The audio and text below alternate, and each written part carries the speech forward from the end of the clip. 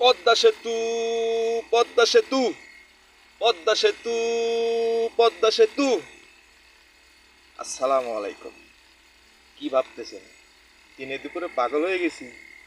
পদ্মা সেতু নিয়ে কেন চিল্লাচ্ছি? পদ্মা সেতুর চ্যাপ্টার তো কবেই ক্লোজ হয়ে গেছে। ক্লোজ হয়ে গেল পদ্মা সেতুর দুর্নীতি হওয়ার তদন্তের রাস্তা কিন্তু ওপেন হয়ে গেছে।